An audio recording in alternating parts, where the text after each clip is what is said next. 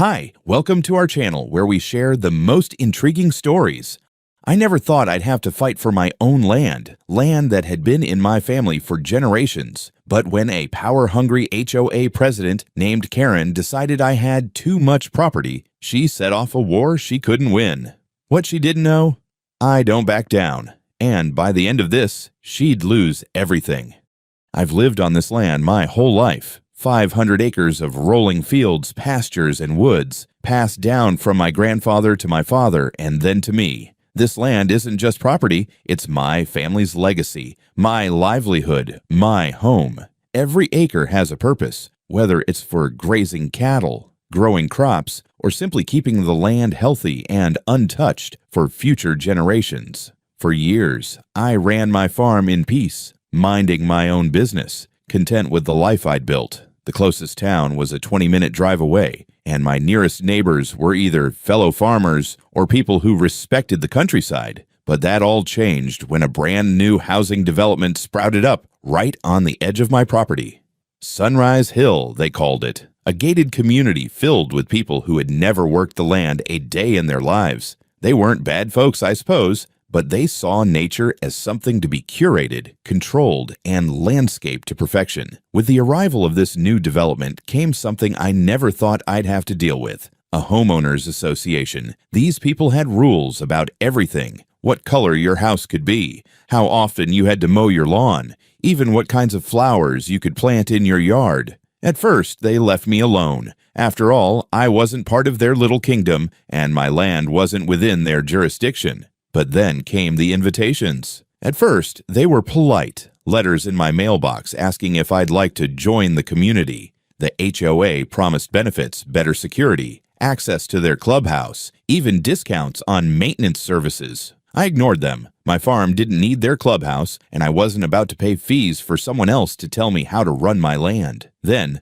the visits started. At first, it was just 1 or 2 board members from the HOA stopping by, introducing themselves, making small talk, and then subtly bringing up the idea of me joining their association. I turned them down, always politely, but they kept coming back, each time with new benefits and reasons why I should be part of their organization. And then, one day, I met Karen Wilson. Karen wasn't just another HOA member, she was the new president. Tall, blonde, and radiating the kind of self-importance you could spot a mile away, she arrived on my land one sunny afternoon, stepping out of a spotless SUV with a bright, artificial smile plastered on her face. In one hand, she carried a pie. In the other, a folder, probably filled with all sorts of legal nonsense about how I could benefit from her rulebook. "John, it's so wonderful to finally meet you," she chirped, thrusting the pie into my hands as if we were old friends. "I've heard so much about your farm. It must be so much work maintaining all this land by yourself." I didn't bother correcting her. I had a few good ranch hands helping me out, but I already knew where this conversation was going. I'd seen her type before, the kind of person who smiled while they sized you up, figuring out how best to manipulate you. She wasted no time getting to the point. "John, I wanted to personally invite you to become part of our community. I know you've been hesitant, but I really think you'd find it beneficial. Just think. No more dealing with land maintenance all on your own. We have amazing landscapers who could help you keep things looking pristine." I stared at her. "Karen, this is a farm. I don't need landscapers, and I don't need the HOA telling me how to run my own land." Her smile faltered, but she recovered quickly. "Oh, but John, you have so much land, more than you could possibly need. A lot of it just sits there, unused. Wouldn't it be wonderful to put it to better use?" Something about the way she said it made my hackles rise. I wasn't stupid. I knew exactly what she was implying. "This land has been in my family for generations," I said, my voice firm. "I don't need anyone's help managing it." Karen gave a small, patronizing laugh. "Oh, of course. I understand tradition. But think of the possibilities, John. A park, maybe. Or a new recreational center. Something that benefits everyone." I stepped closer, lowering my voice. "Karen, let me make this clear. I'm not interested. My land is my land, and I don't need the HOA meddling in it." She hesitated for a second, her fake smile twitching. Then, just as quickly, she brightened again. "Well, I won't push, but just think about it, okay?" I didn't need to think about it. I already knew my answer. Karen left that day. still smiling, but something in her eyes told me she wasn't done with me yet. I had a bad feeling that this was just the beginning. At first, I thought that was the end of it. I had turned down Karen's offer, made it clear I wasn't interested, and expected her to move on. I was wrong. A week later, I got my first official violation notice. Yes, an actual printed notice, placed in an envelope with the HOA's fancy logo on it. According to this ridiculous letter, my farm was in violation of community standards for having overgrown vegetation, unsightly fencing, and unkempt land. I nearly laughed myself hoarse. My farm was being judged by HOA rules. They were talking about fields and pastures, not some overgrown suburban lawn. But it got better. The letter also included a warning that if I didn't rectify these violations within 30 days, I could be fined. Fined by an HOA I wasn't even a part of. I crumpled up the letter, tossed it in the trash, and went about my day. But the HOA wasn't done. A few days later, county inspectors showed up. Apparently, someone had filed a formal complaint that my farm was violating environmental regulations. They checked my livestock pens, my irrigation system, and even tested the soil, looking for contamination or violations. By the time they were done, they were shaking their heads in disbelief. Everything was up to code. In fact, my farm had better environmental standards than most in the area. One inspector even apologized for the waste of time and admitted they had been pressured by some very insistent people.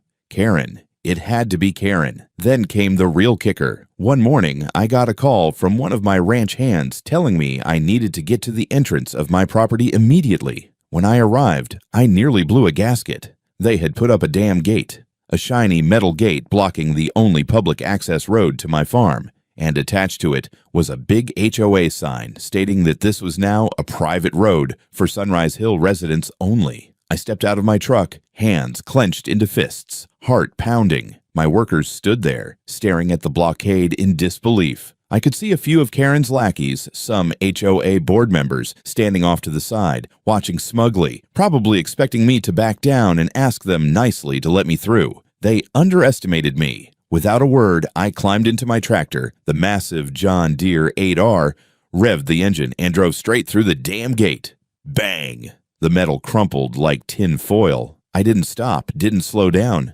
just kept going until there was nothing left but twisted metal and a bunch of dumbfounded HOA members staring at me like I had just performed a magic trick. I hopped out, dusted off my hands, and looked at the stunned board members. This is my land, and this is a public road. Try that again, and I'll send the bill to your HOA. Karen wasn't there that day, but I knew she would hear about it.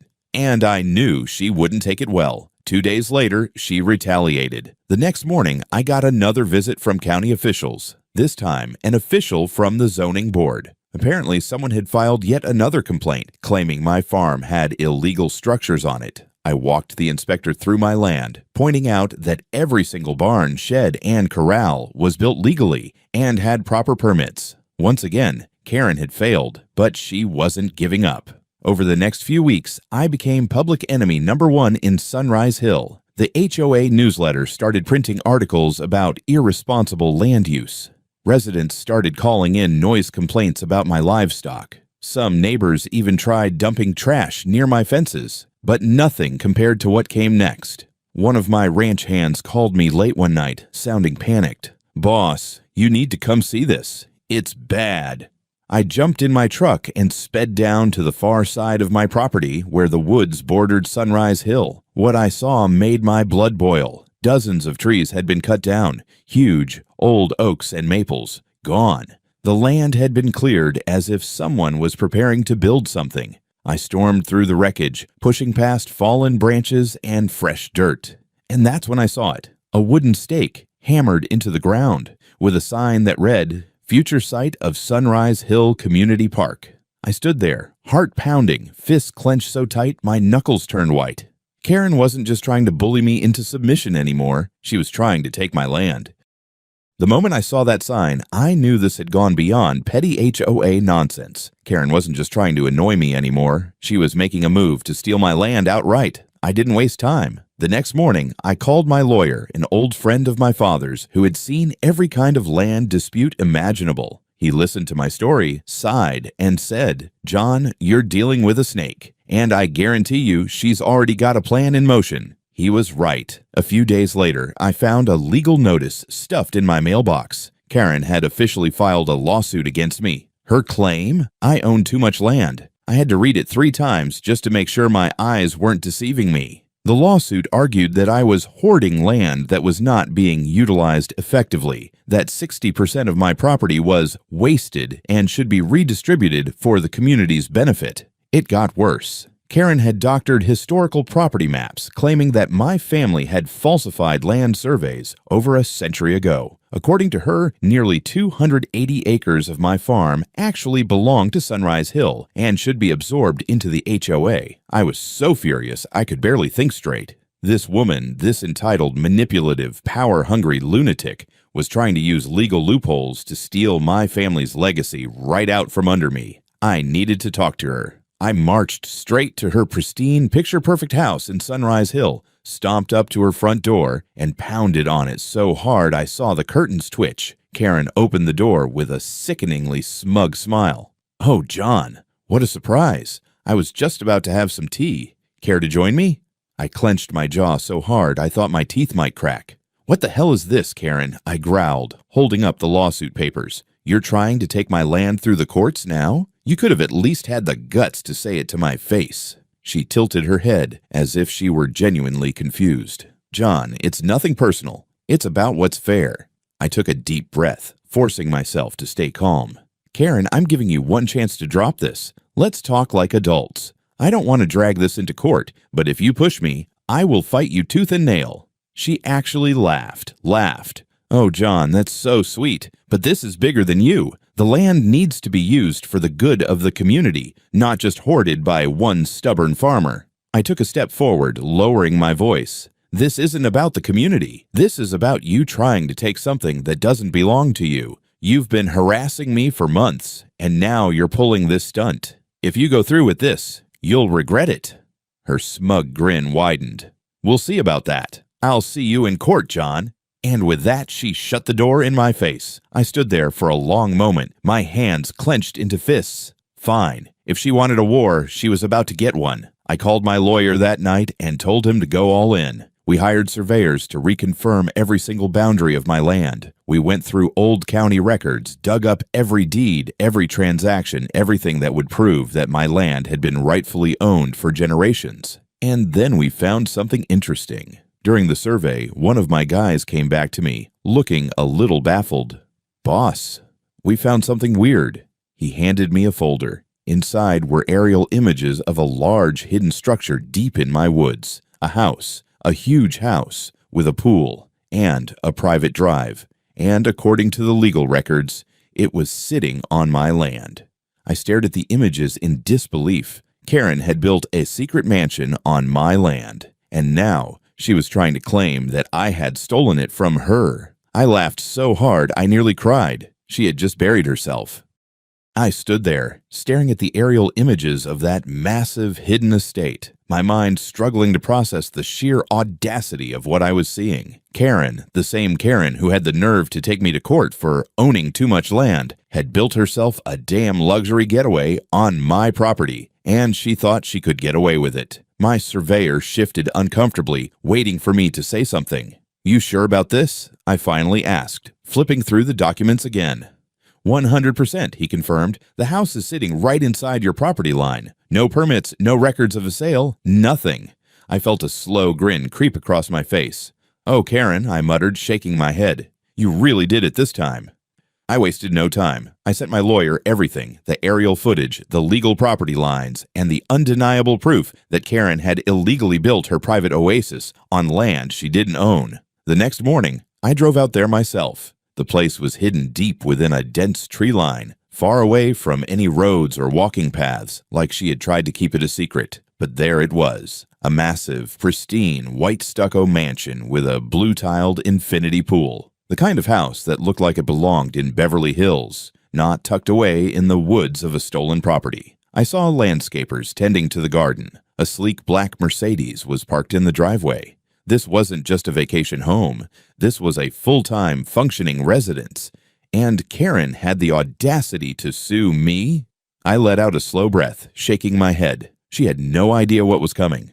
The courtroom was packed. Neighbors, reporters, even a few county officials. Everyone wanted to see what would happen when the arrogant queen of the HOA finally had to answer for her actions. I sat at the defendant's table, calm, composed, but boiling inside. Across from me, Karen was perched at her table like she had already won. She wore a pristine cream-colored suit, her blonde bob perfectly styled, her lips curled into that insufferable, smug smile. She really thought she had me. The judge, a no-nonsense man in his 60s, entered, and the bailiff called the court to order. Karen's lawyer stood first, launching into his self-righteous monologue. Your Honor, today we seek justice for the residents of Sunrise Hill. My client, Ms. Wilson, has presented substantial evidence proving that Mr. Reeves has been unlawfully hoarding vast amounts of land, much of which was never legally his to begin with. This land could serve the community, and we request that the court rectify these unjust landholdings. I could practically hear the gasps from the audience. Unjust landholdings. My blood boiled, but I kept my expression neutral. Then it was my lawyer's turn. He stood, adjusted his tie, and absolutely tore into them.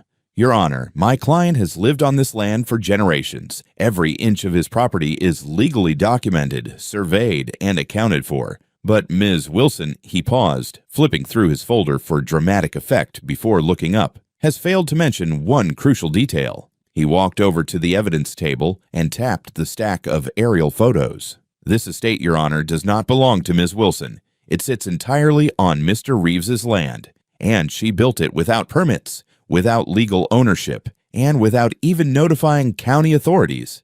In other words, he turned and looked Karen directly in the eye. Ms. Wilson is accusing my client of stealing land while she herself has been illegally squatting on it for over a year. The courtroom went dead silent. Karen's face went from smug superiority to pure horror in half a second. That's absurd, she stammered, turning to her lawyer, who looked like he wanted to sink into his chair. My lawyer didn't stop. Not only is Ms. Wilson's lawsuit baseless, but she also knowingly falsified documents in an attempt to claim ownership of Mr. Reeves' property. And, let's not forget, he picked up another folder, flipping it open. The trees she had illegally cut down. Damages estimated at over $1.5 million. Karen's hands were trembling now. I had no idea. There must be a mistake. The judge wasn't buying it. He turned to her, eyes ice cold. Ms. Wilson, do you deny that this house is yours? Karen's mouth opened and closed, but no words came out. Then the judge turned back to my lawyer. You're certain that these property records are accurate? My lawyer nodded. Beyond a doubt, Your Honor.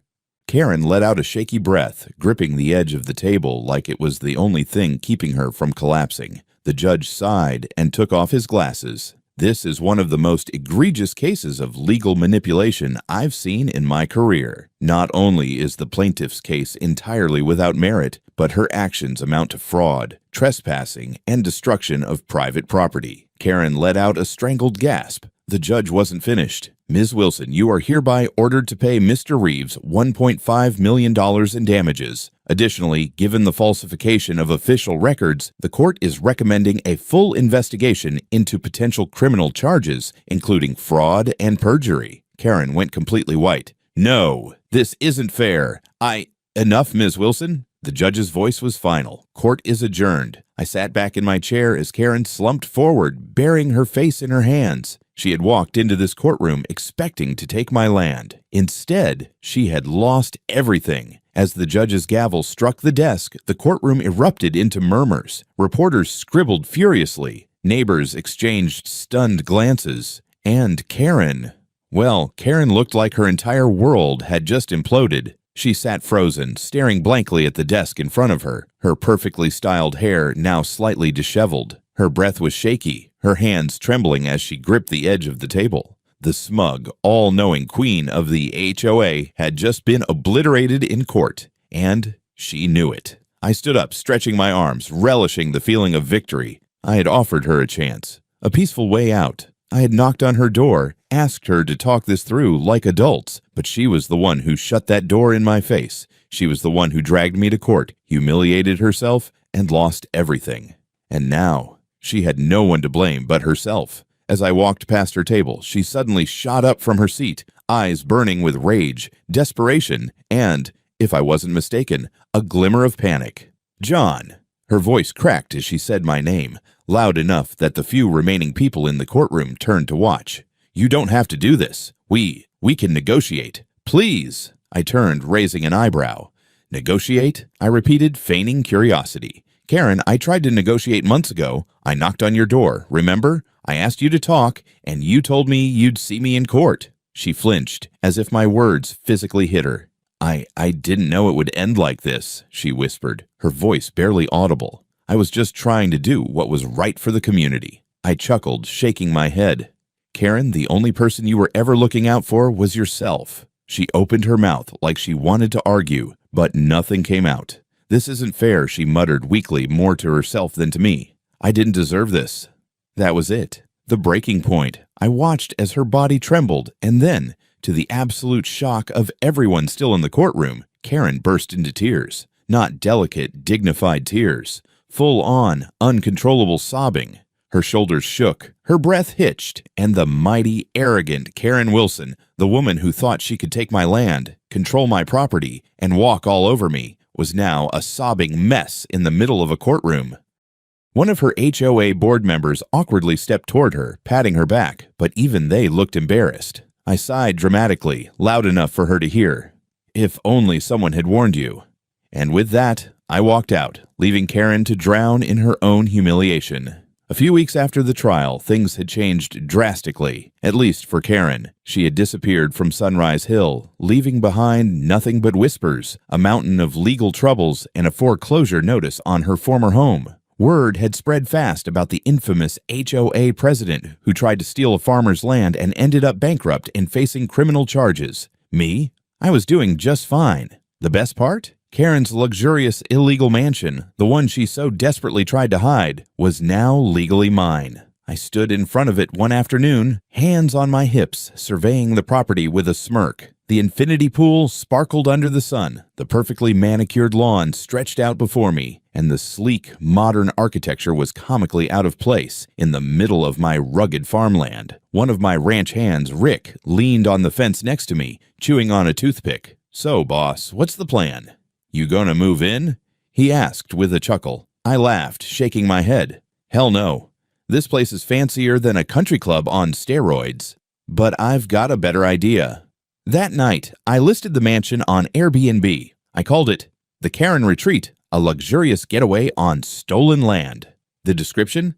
Come stay in the infamous illegally built estate of Karen Wilson. Experience firsthand the house that a power-hungry HOA president tried to steal. Now available for weekend getaways. Pool included. HOA rules not enforced. The listing blew up. Within days, bookings flooded in. Turns out people loved the idea of staying in a house built by a Karen who got what she deserved. Social media ate it up. Tourists, influencers, even a few YouTubers came just to get pictures in the house that karma claimed. One morning, as I sat on my porch drinking coffee, I got an email notification, another booking. Then my phone buzzed. A news outlet wanted to interview me about the Karen Retreat. I chuckled to myself, shaking my head. Who knew? Karen wanted my land so badly, and now she was the one paying me for it. The irony was just too perfect.